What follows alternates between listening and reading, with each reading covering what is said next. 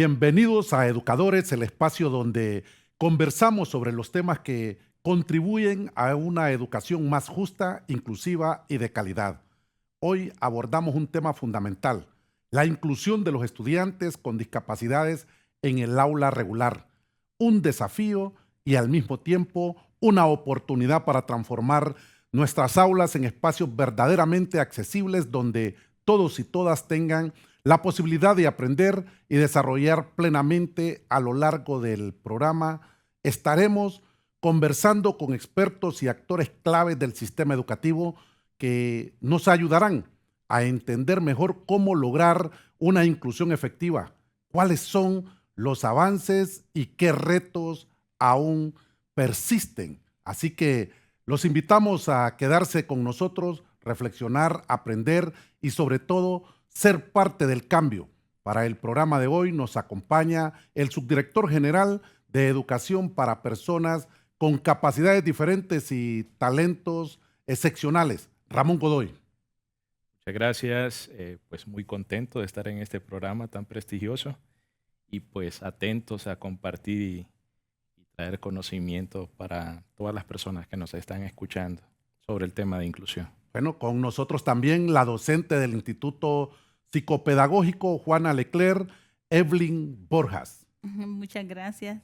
Bueno, pues es una nueva oportunidad para poder compartir un poco con el público lo que hacemos y qué es lo que necesitamos también de este público para poder potenciar nuestros niños, ¿verdad? La docente del programa de rehabilitación de parálisis cerebral PREPACE, la licenciada Xiomara Herrera.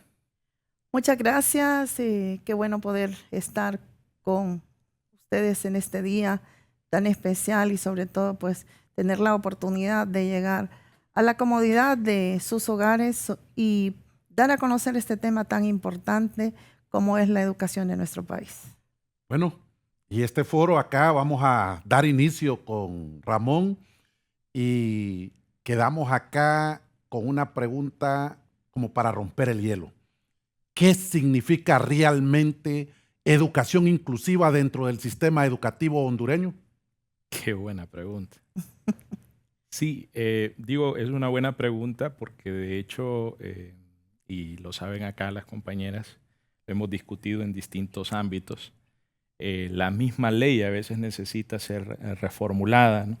Porque hay conceptos ya que están descartados o ya no se usan. Y la terminología pues, es muy importante para estar en consenso con lo que se está haciendo actualmente en los avances, ¿no? en este tema.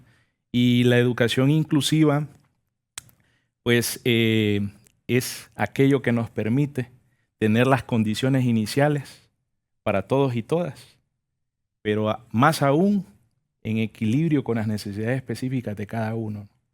Entonces, si nosotros tenemos en nuestros centros educativos, en nuestra aula de clase, esas condiciones iniciales que permitan una verdadera educación de calidad, pero sobre todo teniendo en cuenta las necesidades educativas individuales de cada uno, eso es una verdadera educación inclusiva.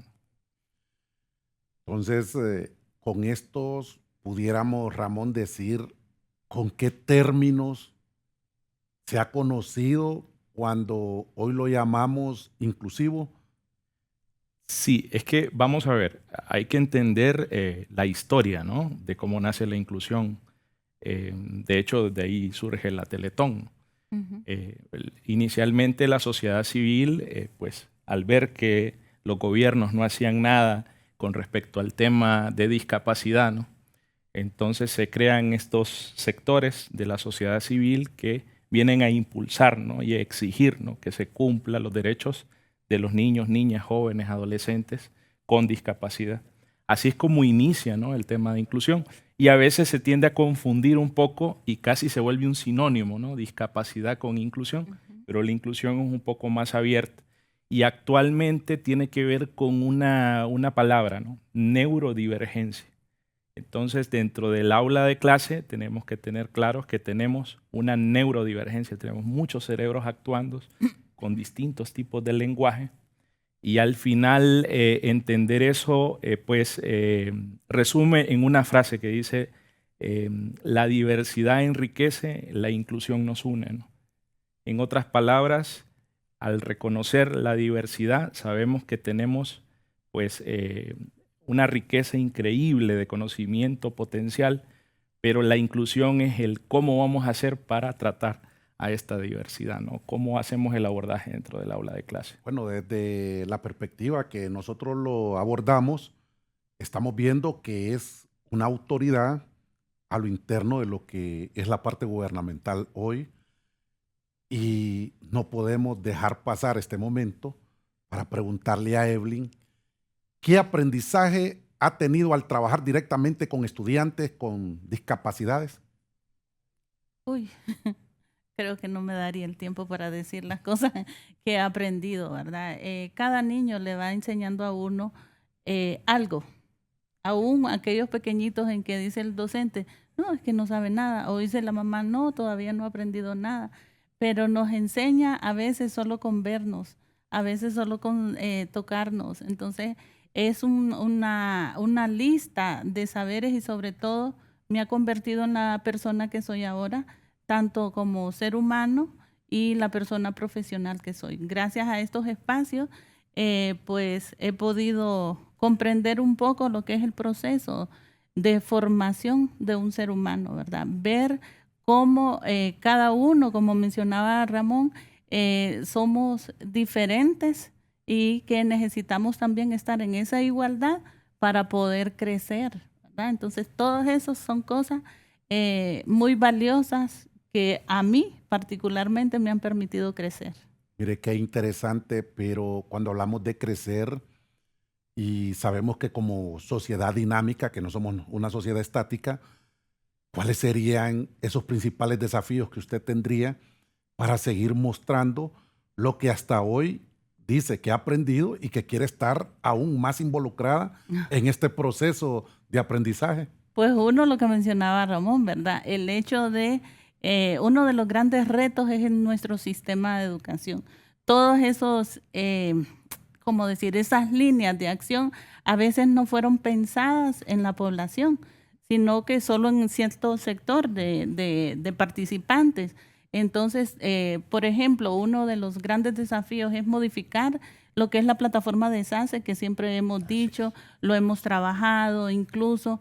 Otra cosa sería mejorar lo que es el currículo de educación básica, bueno, de los 3 niveles para poder que nuestros niños tengan ese acceso, así, directo. Lo que es a la inclusión, ¿verdad? Porque mencionaba desde el principio lo que era la transición de lo que es la integración a la inclusión.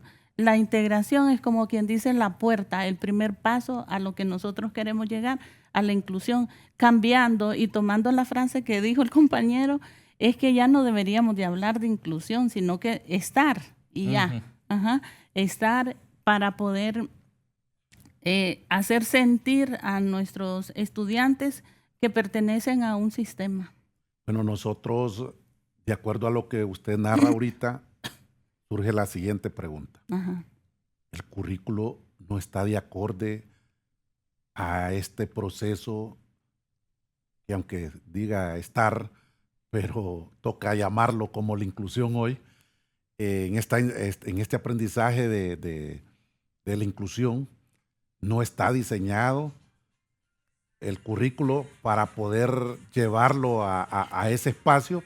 Eso es uno. Y lo otro es, si usted tuviese el poder político en este momento, mencióneme 3 políticas educativas que le gustaría implementar dentro de lo que es el sector que usted hoy se desarrolla. Una sería la sensibilización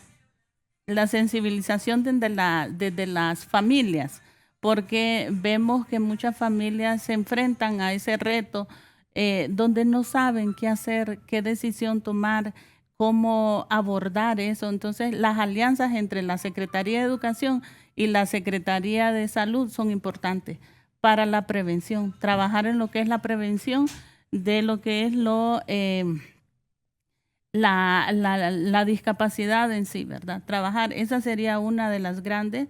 La otra sería, pues, cómo trabajar en lo que es más, aparte de la sensibilización, crearlo como un estilo de vida, el respeto hacia la persona, donde desde ahí creo que partiría todo, donde yo voy diciendo, este es mi espacio, yo lo respeto a él como persona, tenga o no esa condición de discapacidad. Simple y sencillamente se valora en lo que es el respeto a la persona como tal.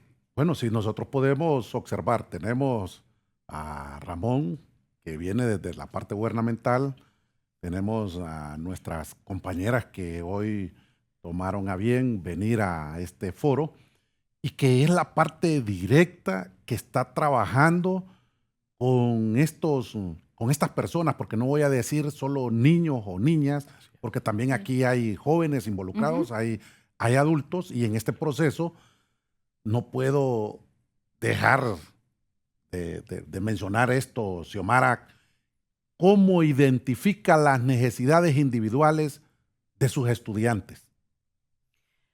Bueno, yo creo que para ningún docente es desconocido que existe una evaluación previa para determinar cuáles son las necesidades educativas de cada docente. Y es ahí como nosotros nos damos cuenta cuáles son las necesidades educativas individuales de cada estudiante para partir de ello. Por eso es muy importante la evaluación diagnóstica, porque de ahí vamos a partir. Muy, muy importante, y creo que no lo podemos pasar desapercibido. Y muchas veces se piensa que por tener discapacidad nosotros no podemos. Quiero aclararle a quienes nos están viendo en este momento que yo soy una persona con discapacidad visual, pero eso no ha sido un obstáculo para lograr cada una de mis metas. Y acá cabe entonces, Xiomara, repetir prácticamente la interrogante anterior. Si usted tuviese hoy poder político o poder de decisión, para decirlo con otro término, ¿cuáles serían 3 políticas o cuáles serían las políticas? No la voy a limitar a 3 ni a 1. Si usted lo quiere mencionar, que usted hoy implementaría para que desde el espacio gubernamental hayan oportunidades diferentes a este sector que de repente muchos desconocemos. Bueno, en el ámbito educativo, uno de mis sueños siempre ha sido tener una maestría en diseño curricular. Y siempre he pensado en esto, que sería muy importante, o es muy importante, reformar el pénsul académico de las universidades, en donde haya, en primer lugar, yo pienso que educación especial como tal no se debería llamar la carrera, sino más bien educación inclusiva. Sí. ¿Por qué? Especiales somos todos, no por tener discapacidad. Es que ella, como no mira, es especial. Usted es especial porque es importante para su familia y cada uno de nosotros. Y el pénsul académico es muy importante reformarlo para que haya esta carrera que se llame educación inclusiva y cada uno de los docentes sepa cómo abordar a cada uno de sus estudiantes y conozca sobre esta temática, porque yo creo que es algo muy, muy importante y para nadie debe ser desconocido. Sabemos que han convivido muchas experiencias y me gustaría preguntarle siempre, Xiomara, una anécdota positiva de las que usted ha vivido en este proceso del aprendizaje con los diferentes grupos que ha tenido a lo largo de su carrera. Pues fíjese que una anécdota, bueno, cuando uno comienza a trabajar, siempre quiere innovar, ¿verdad? Y pues en Prepase, que es el centro educativo para el cual laboramos, y ahora soy la directora, cuando llegué a trabajar recuerdo hacer un juego con los chicos y empezar a explotar bombas. Y yo quería animar a mis estudiantes. La motivación nunca debe perderse. Y la sorpresa es que lo que logré más bien fue que la chica se descompensara y empezara a llorar y a llorar. Entonces, ¿cuál fue mi aprendizaje? Bueno, empecé a investigar cómo abordar y las necesidades que ella como persona tenía, porque es una chica con parálisis cerebral, ahora ya es adulta, y le tenía miedo a los ruidos. Entonces a mí ese fue mi aprendizaje, que antes que tomar una decisión debemos nosotros investigar para determinar qué o cómo lo tenemos que hacer. O sea, revisar ese diagnóstico. Sí. Vamos entonces, muchas gracias por su respuesta. Vamos a una pausa, pero ya regresamos con más.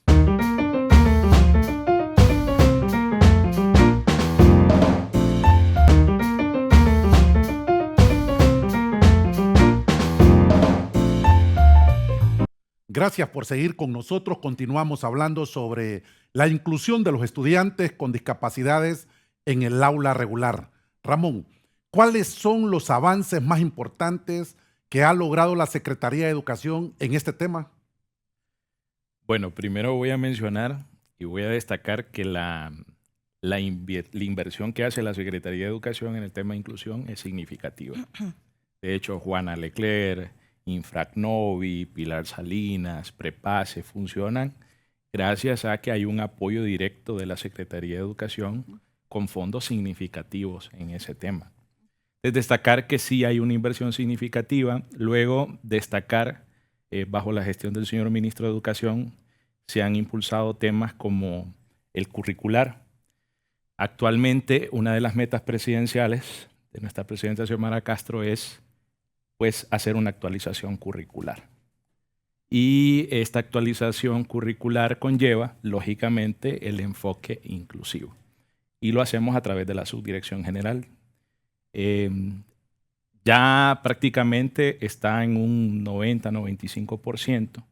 Y lo que queremos, y platicábamos extra cámara, es que los criterios de evaluación, los resultados de aprendizaje del currículo tengan esa flexibilidad. Y esa flexibilidad se lleva a cabo a través de algo que se llama el DUA, el Diseño Universal de Aprendizajes. Y el DUA tiene varios principios que permiten que cada tarea, actividad que se realiza dentro del aula de clase vaya acorde a las necesidades educativas de cada educando. Es así como le preguntaba hace poco en una ponencia que di en Lloro a una persona con discapacidad visual cómo ve los colores. Y entonces todo el mundo me quedó viendo, ¿no?, cuando hice esa pregunta. Pero él contestó con tanta naturaleza y me dijo a través de los sonidos. Y entonces a veces creemos que las personas por tener discapacidad visual no pueden sentir los colores, por ejemplo, para dar un caso particular, ¿no? Y así indistintamente para cada una de esas condiciones. Pero en general, y repetía anteriormente, la máxima bajo la cual se está trabajando es todos los niños y niñas tienen un talento que descubrir. Y nos gusta más porque no estamos trabajando bajo las limitaciones o no estamos viendo el problema, ni estamos viendo desafíos, estamos viendo el potencial que tiene cada uno de nuestros niños. Y es por eso que bajo ese principio sí podemos hacer que se cumpla uno de esos principios que dice en el plan de gobierno nuestro presidente. Hay que volver más felices a los niños. ¿Y cómo se vuelven más felices a los niños? Pues identificando cuál es su talento. Sin importar si tiene parálisis cerebral, síndrome de Down, si tiene TEA o TDAH, o si tiene un talento excepcional hacia la matemática, hacia la química, la física. Lo importante es destacar y potenciar el talento de nuestros niños. Bueno, con todo ese conocimiento y ese bosquejo de contexto que usted tiene, cuéntenos cuál es una experiencia positiva durante usted se ha desarrollado en este cargo que podemos contarle a nuestros televidentes. Precisamente tiene que ver con eso. Hace unos días pues tuve la experiencia de estar porque nosotros también trabajamos con los talentos excepcionales. pero en general el talento de todos nuestros niños. Y resulta que con la Facultad de Ciencias Espaciales se hizo un trabajo en conjunto para observar las estrellas. ¿Y cómo se podían observar las estrellas si llegaba una persona con discapacidad visual, por ejemplo? Y es ahí donde entra el tema de cómo volvemos más flexible el currículum, el pensum académico del cual hablaba Xiomara, y se hace a través del sonido. De hecho, es un sinónimo cuando hablamos de sonido, hablar de colores. Lo que pasa es que el contexto no se entiende. De hecho, la radio es un tipo de luz, es un tipo de color. Pero normalmente no vemos este contexto dentro del aula de clase. Entonces es importante destacar esto porque en un principio podríamos creer que es imposible, ¿no?, que una persona con discapacidad visual pueda observar las estrellas, por ejemplo. Y eso es lo mágico que quisiéramos llevar a todas las aulas de clase, ¿no? Y en un principio estamos trabajando en ello. También a destacar que hay avances significativos en hacer esa normativa de transición. Devlin ha estado trabajando con nosotros y Xiomara para saber cómo se van a evaluar estos niños. Por ejemplo, en principio se está trabajando en SACE 2.0, cómo volver a crear SACE de tal forma que sea más flexible para todos y todas.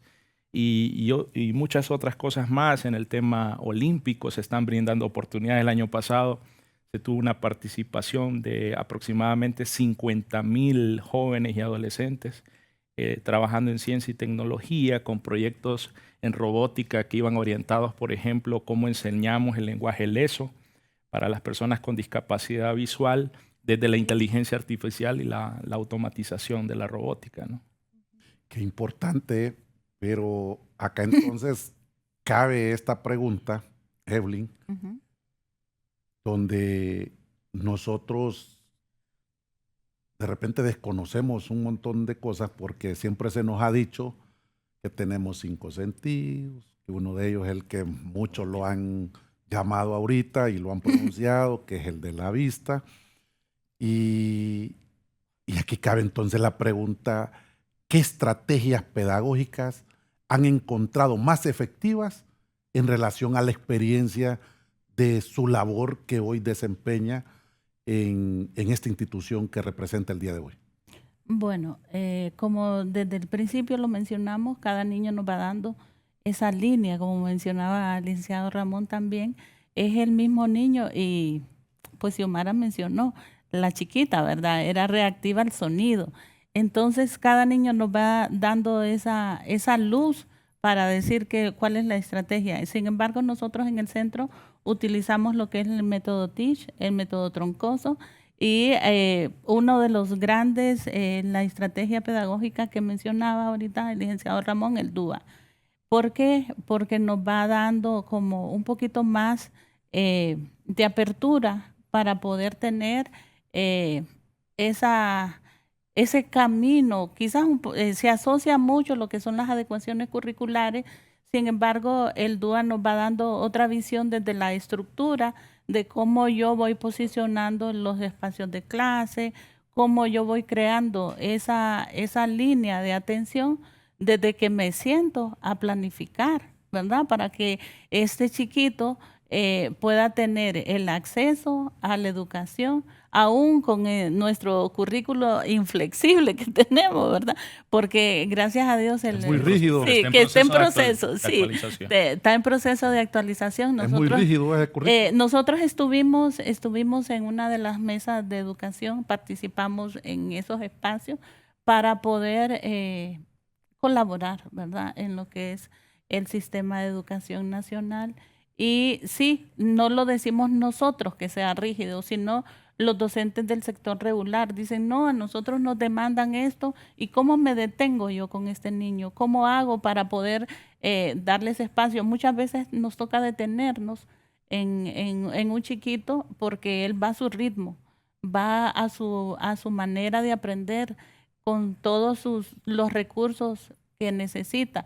Sobre todo mencionaba que también nosotros nos enfocamos en lo que es los espacios de apoyo, los métodos de apoyo, para que este niño pueda disfrutar de todo ello, ¿verdad? Y aprender de una manera Bueno, de todo integral. esto rígido que estábamos diciendo del currículo, cabe mencionar que antes en los centros educativos se tenía un aula recurso para poder tratar de repente algunas condiciones a lo interno.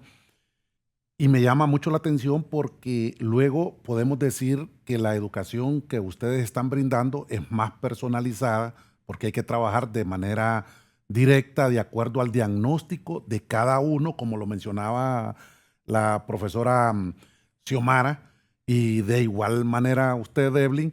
Entonces, aquí entonces viene, si el sistema regular en cada aula tiene aproximadamente 45, 50 alumnos, ustedes, que aquí las condiciones son diferentes porque es una educación personalizada, con cuántos alumnos trabaja cada docente y de qué edades o cómo lo clasifican, si solo tiene, ahorita lo que hablamos es estrictamente, ustedes hablaban de condición de que la vista, la limitante de alguna parálisis cerebral, síndrome de Down. Entonces, si tenemos diferentes condiciones, ¿cómo ustedes clasifican para que cada docente o el mismo docente, así como en el sistema regular, le toca atacar todo este tipo de problemáticas durante se está desarrollando en el aula?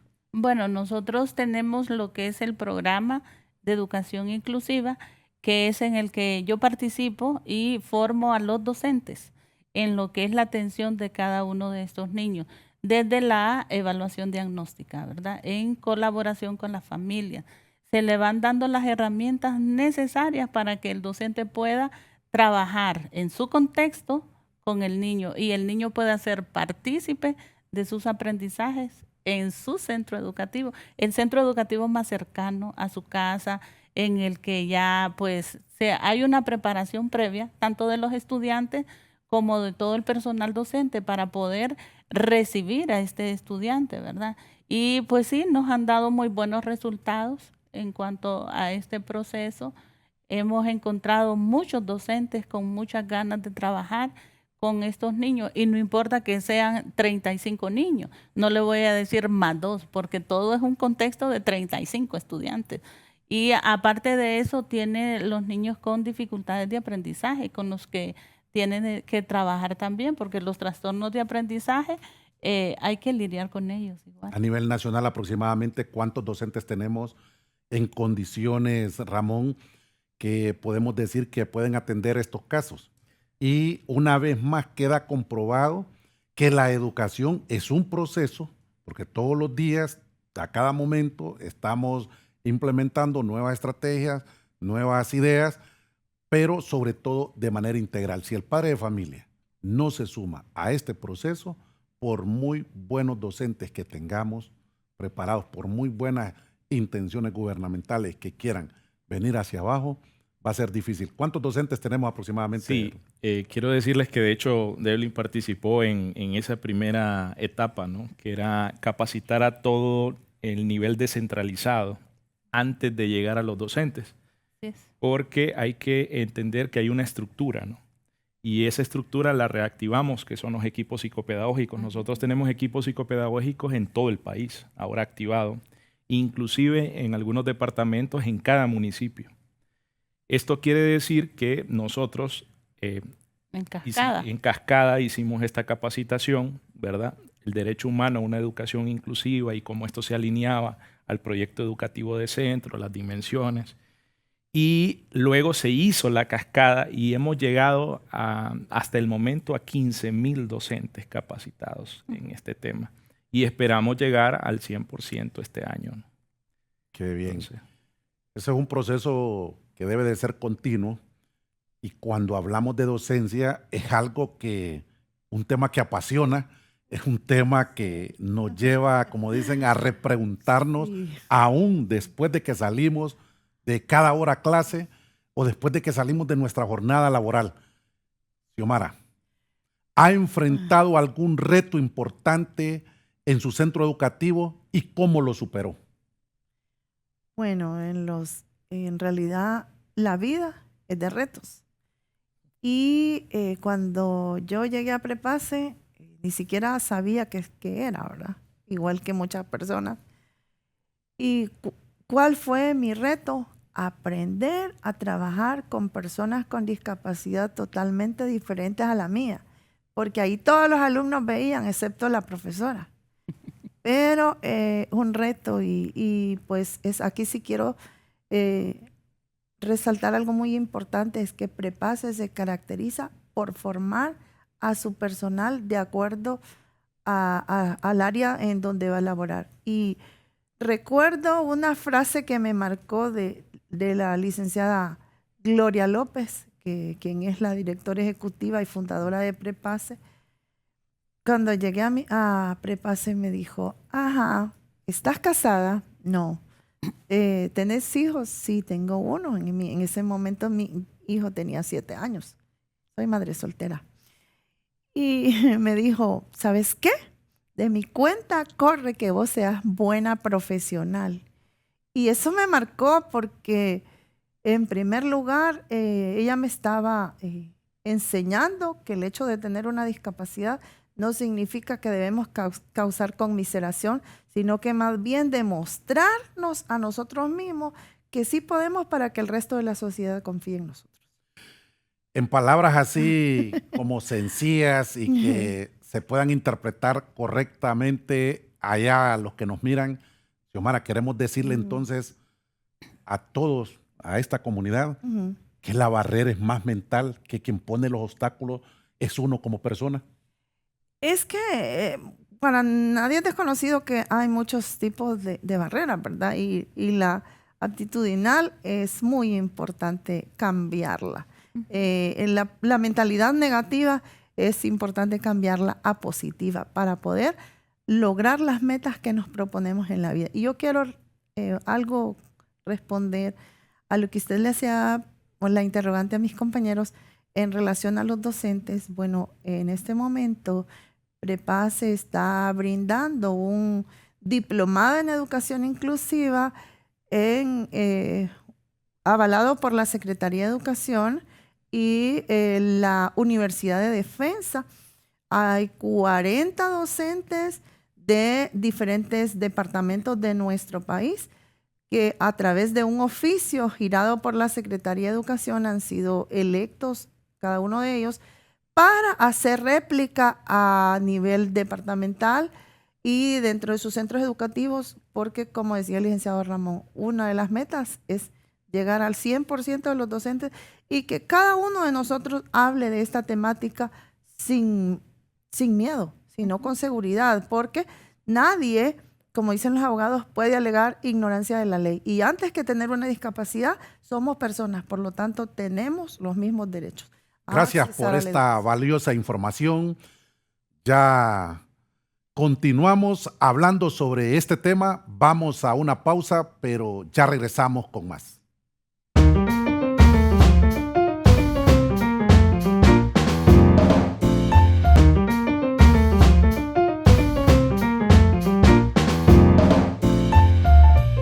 Hemos abordado diferentes puntos de vista sobre el tema de hoy. Continuamos conversando con nuestros invitados, por lo que le pregunto a Evelyn, ¿cree que los docentes de escuelas regulares tienen suficiente formación para atender estudiantes con discapacidad? Bueno, suficiente formación no, pero sí están formados para atender estudiantes. Y esa es una primera base que hay que aprovecharla, ¿verdad?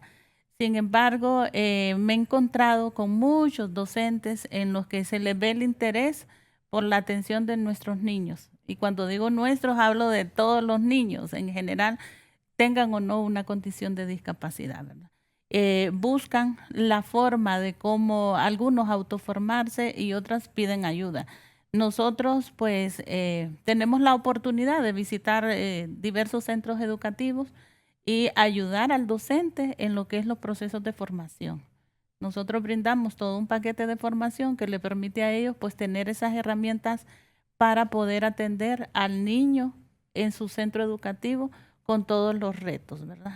Entonces, Evelyn, si tocara ahorita dar una calificación, como estamos hablando de la evaluación, y que sea flexible, ¿cómo evaluamos de 1 a 10 la inclusión en estos últimos años, en estos últimos años de 1 a 10, ¿cómo lo evaluamos? A nivel nacional o particular, yo tengo muy buenas experiencias con los docentes, como le digo, pero a nivel nacional yo creo que estamos como en un 4.5. Nos hace falta mucho, sobre todo mejorar la actitud de los docentes en el miedo que tienen a recibir a estos niños, porque no es que no quieran hacerlo, sino que hay muchos temores en el qué, en el cómo y de qué forma, ¿verdad? Se va a hacer. Y la otra es el temor de las familias. Las familias han pasado por procesos de rechazo en el cual ellos también se niegan muchas veces a enviar a sus niños a los espacios educativos a donde deben asistir. Entonces, yo diría que en un 4.5. Pero en la experiencia que tenemos en el aula, a nosotros tenemos un detalle que creo que le debemos de hacer el llamado a la autoridad. ¿En qué sentido? Se cumple una planificación. Ujú. Si la educación se vuelve personalizada y tenemos un grupo demasiado grande, cuando se llega al aula y nos revisan los planes, a nosotros no nos pregunta qué ha aprendido ese niño. Se nos dice por qué estamos atrasados en la planificación.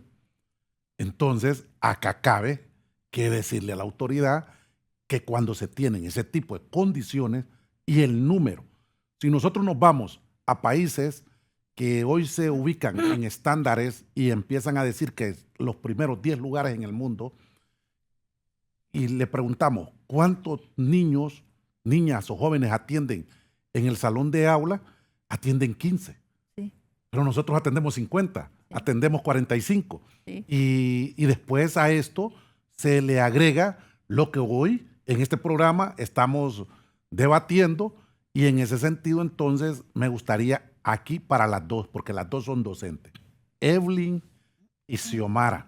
Vamos a terminar con Evelyn para que le hagamos el llamado a las autoridades, porque hoy, es más, creemos que el currículo nuestro dice cuál es el perfil con que debe de egresar cada uno de estos estudiantes, Ujú.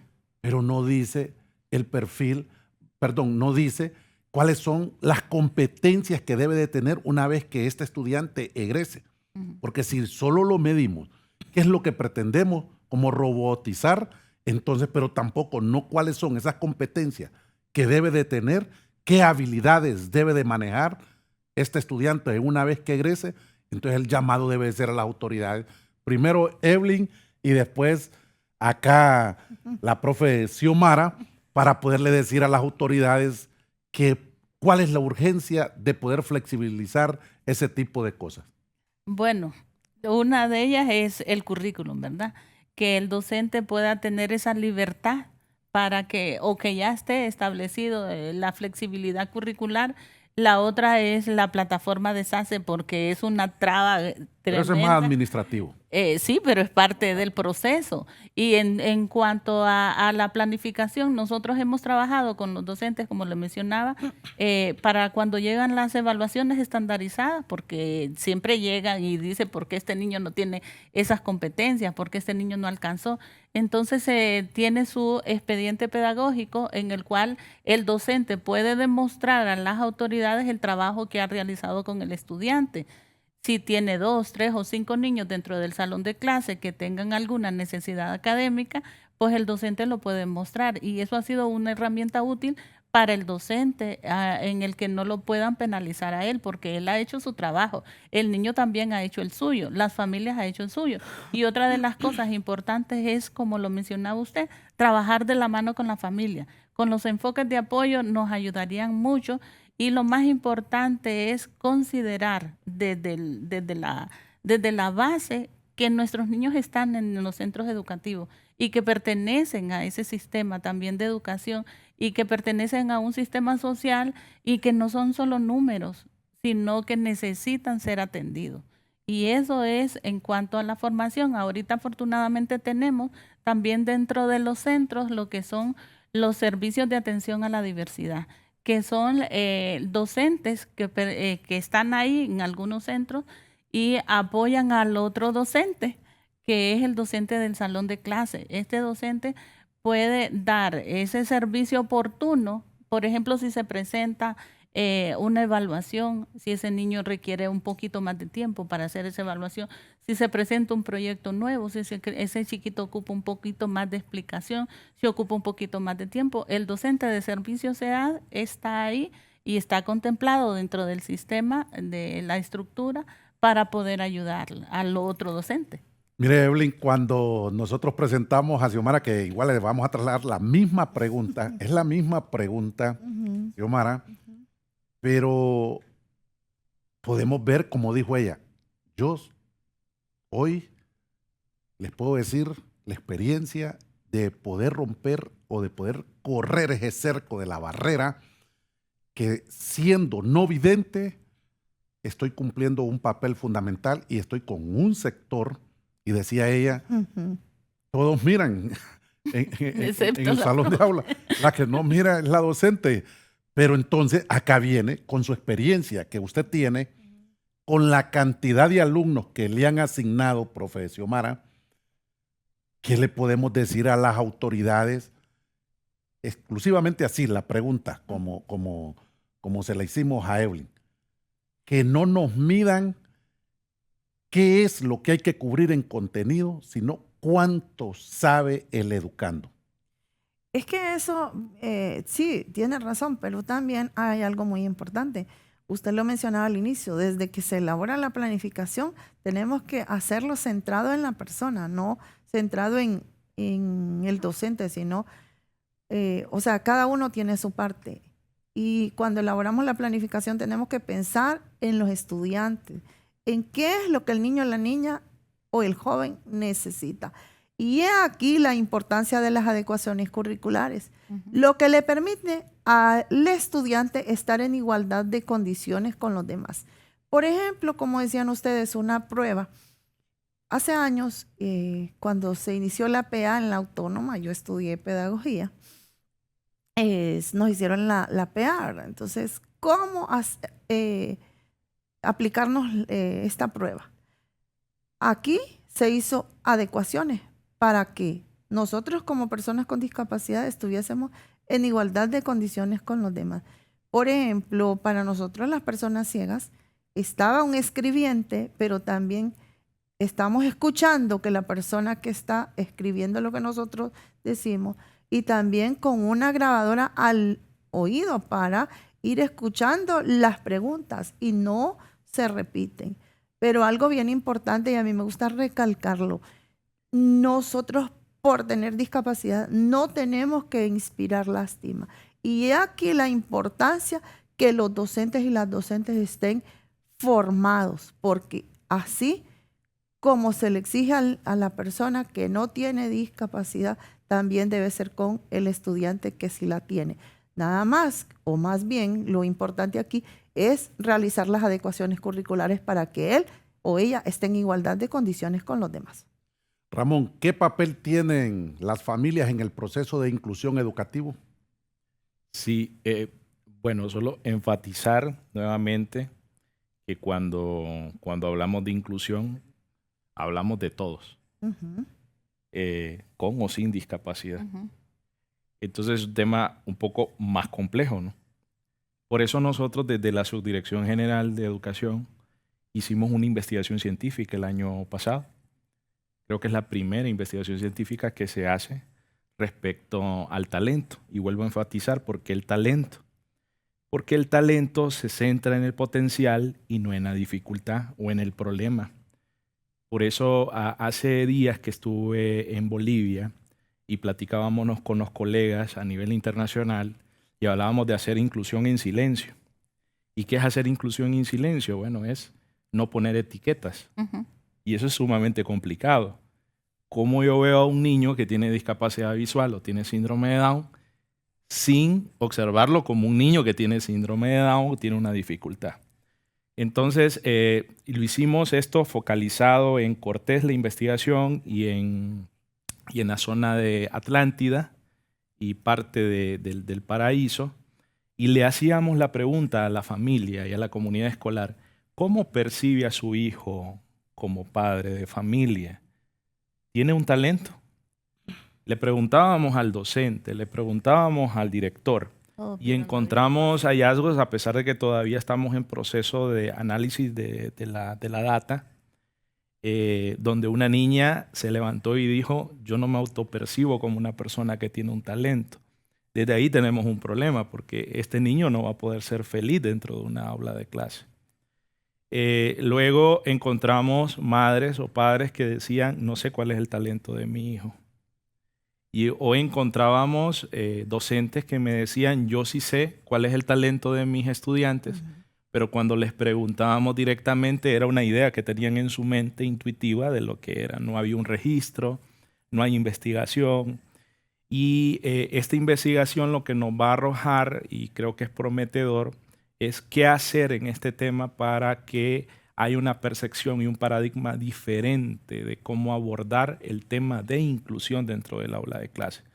Porque normalmente, y si se fijan, las preguntas normalmente siempre van más orientadas a discapacidad, ¿no?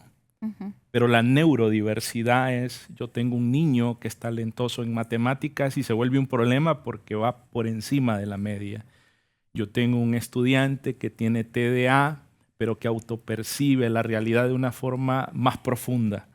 O tengo un niño con TEA que profundiza sobre ciertas temáticas como no lo hace otro, o toca el piano como no lo hace otro. O sea, al final, y esto yo lo dije en Bolivia, ¿por qué la mayoría de indicadores a nivel internacional están promoviendo las limitaciones, las dificultades y no el talento de los niños? Y hubo un sector no conservador que dijo, tienes razón, ¿no? Pero eso es romper el paradigma. Entonces, por eso ahora ya no hablamos, incluso hablamos de una neurodiversidad, ¿no? Ya ni siquiera de la inclusión, como decía la compañera, porque hablamos de inclusión porque tenemos niños que no están incluidos, pero en el momento que todos estuvieran incluidos, dejaríamos de hablar de inclusión, ¿no? Porque ya pertenece. Entonces, la familia, claro que sí es importante, pero en general la comunidad escolar, ¿no? Completa. Ramón, escuché que se dio el primer estudio y en este primer estudio la pregunta viene así bastante puntual. Sí. ¿Cuántos niños tenemos en este proceso de inclusión? ¿Cuántos están fuera del proceso? Porque si tenemos aproximadamente 1,5 millones de niños fuera del sistema educativo que no han tenido por una u otro motivo la oportunidad, como hablamos en el sentido amplio de la inclusión, unos por la pobreza, por la migración, otros por alguna discapacidad o cualquier cosa. Entonces, de esos niños que de verdad queremos incluir porque tienen alguna discapacidad, pero otros están incluidos, ¿qué nos dijo ese estudio? Y otro tema muy importante, que siempre son los que se quedan por último, la zona rural, por el difícil acceso que tenemos nosotros en el territorio, porque tenemos un territorio bastante quebrado, una geografía que ya dicta ese tipo de cosas que es difícil moverse, y como la persona por lo general es de escasos recursos, entonces se le dificulta más llegar a algún tipo de centro educativo. Usted que está y que conoce el contexto porque está manejando a nivel nacional esto, nos gustaría como conocer cifras y ver cómo se incorpora más aún la zona rural. Sí, por ejemplo, la data siempre se va a quedar corta, ¿no? La data siempre se va a quedar corta, ¿no? Yo ahorita le puedo dar números específicos por año, aquí los ando, ¿no? Pero lo importante es destacar lo siguiente. Por ejemplo, en Sabana Grande, nosotros tenemos un proyecto de inclusión, ¿verdad? Vamos a ver, aquí está. Un proyecto de inclusión y hemos ido a las zonas rurales. ¿Y qué hallazgos encontramos en el estudio? Que ese fue otro estudio que hicimos.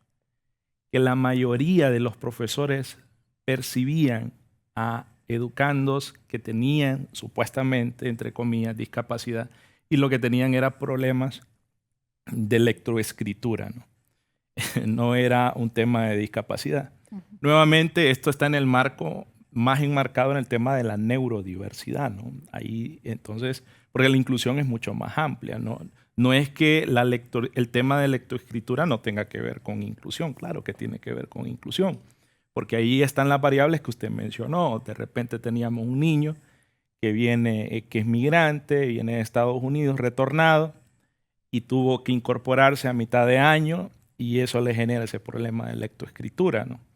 Entonces, Donde no logra ciertas hicimos el competencias. reporte, y el reporte arrojó que aproximadamente de estos 219 casos, ¿verdad?, que se fueron a examinar directamente porque los docentes decían que este niño tenía discapacidad, se encontró que el 93% no lo tenía.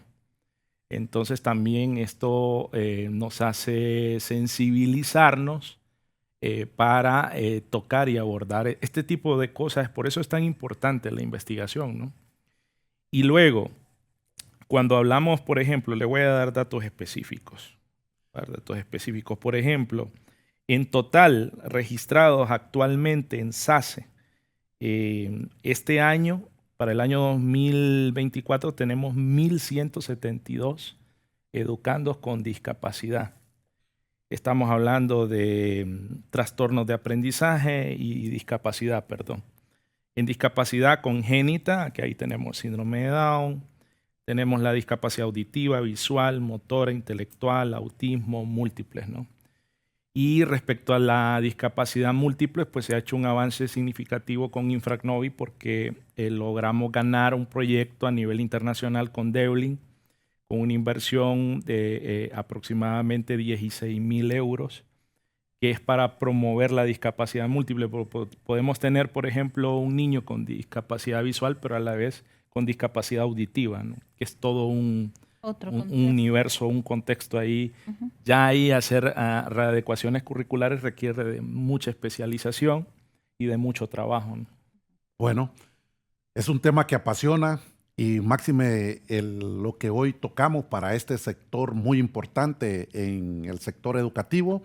Pero muchas gracias por esta información. Ya estamos casi por terminar nuestro programa, pero vamos a una pausa y volvemos con las últimas preguntas.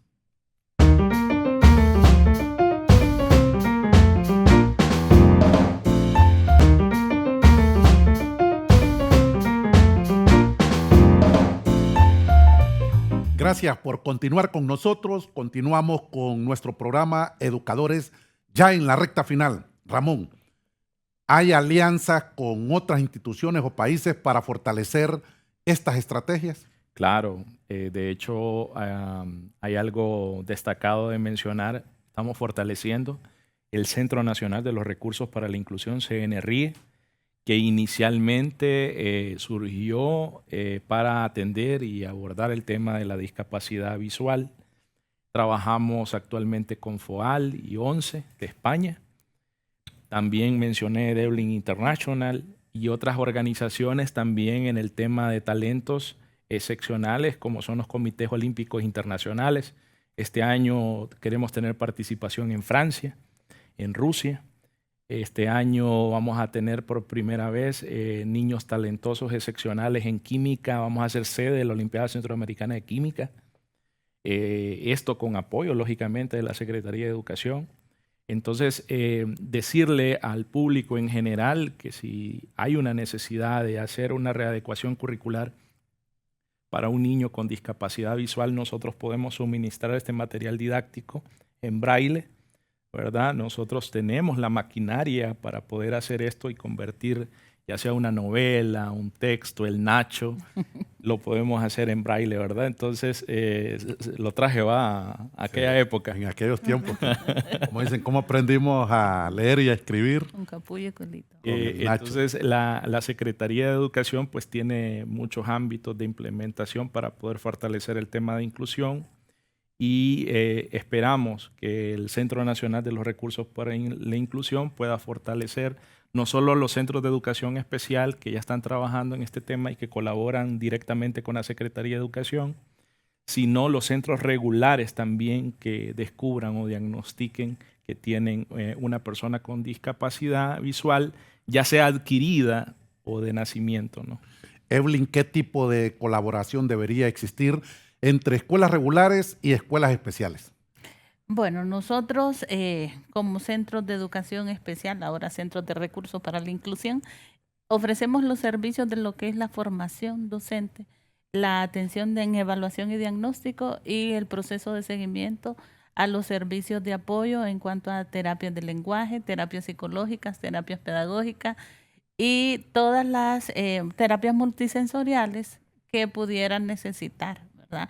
La cercanía que los centros y los centros de recursos deben tener es fundamental, ¿verdad? Porque en unas se encuentran los técnicos y en otras se encuentran los docentes que requieren el apoyo de los técnicos. Aparte de eso, de la formación damos el acompañamiento y eso es necesario para que un docente y la familia se sientan con esa seguridad. Pienso que el tema de inclusión es más de confianza que nos hace falta un poquito más de empatía y eliminar, como mencionaba Xiomara, cada día más un poquito de esas barreras que nos impiden avanzar. Xiomara, ¿qué mensaje le daría a las personas con discapacidades para que continúen estudiando? Bueno, yo el mensaje que le daría primero a los padres de familia, que no encierren a sus hijos, no los oculten, porque antes que tener discapacidad son personas. Y a los estudiantes y las estudiantes, pues, que continúen hasta alcanzar las metas que se proponen. Ramón. Para que puedan ser entes productivos a la sociedad. Y acá, por eso cabe, dijo las metas que se proponen. ¿Qué metas se ha trazado la Secretaría de Educación para el corto y mediano plazo en este tema? Bueno, muy bien. Lo mencionábamos respecto a la capacitación, llegar a ese 100%, ¿no? De docentes capacitados. Luego, el fortalecimiento del Centro Nacional de los Recursos para la Inclusión para que los centros educativos regulares, los centros de educación especial, pues tengan acceso a material didáctico adaptado a las necesidades educativas de cada uno de estos niños. También el hecho de el cambio del paradigma, ¿no? En los docentes, que sepan de que tenemos que concentrarnos y enfocarnos en el talento de los niños y no en que es un problema dentro del aula de clase, ¿no? Como aquí habló de los docentes, entonces viene Evelyn esta pregunta que es obligatoria hacerla. ¿Qué mensaje quisiera dejarle a otros docentes que tienen miedo o dudas sobre enseñar en contexto inclusivo? Bueno, uno, que eliminen un poco el miedo, que sientan que no van a estar solos. Los enfoques de apoyo son fundamentales. La familia es su mano derecha y que estamos ahí también nosotros para apoyarlos como centros de recursos para la inclusión y que cada vez en lo que ellos necesiten y nosotros podamos, de la mano de aquí del jefe, vamos a poder lograrlo, ¿verdad? Yo creo que es importante ser un poco empático y sensible ante este tema, no por la conmiseración, como mencionaba Xiomara, sino porque todos en algún momento necesitamos esa ayuda en particular. Tengamos o no tengamos una condición. A veces dice, por favor, repítame esto que yo no lo entendí. Y a veces se tiene que bajar esos niveles para que usted lo pueda comprender. Aunque quizás para Xiomara se le haya hecho más fácil comprenderlo, quizás para mí no. Y simple y sencillamente es el método, la estrategia, la que hay que cambiar, ¿verdad? Entonces, ese sería mi mensaje para los docentes. Xiomara, ¿qué mensaje quisiera dejarle a otros docentes que tienen miedo o dudas sobre enseñar en contexto inclusivo? Bueno, y aquí es muy importante los saberes de la educación, ¿verdad? Aprender a aprender, aprender a conocer, aprender a convivir juntos, luchar para, pues, alcanzar lo que uno se propone. Siempre digo, un pueblo más educado tiene mejores resultados y así algún día nuestro país va a salir del subdesarrollo en el cual estamos. Bueno, muchas gracias por su participación y por habernos acompañado hoy en Educadores. Recuerden que nos pueden seguir en todas nuestras redes sociales. Nos encuentran como STVE Telebásica y pueden descargar la aplicación en sus celulares para poder ver en vivo nuestra programación a cualquier hora. Desde cualquier parte del mundo, nuevamente, Gracias por acompañarnos. Hasta la próxima semana.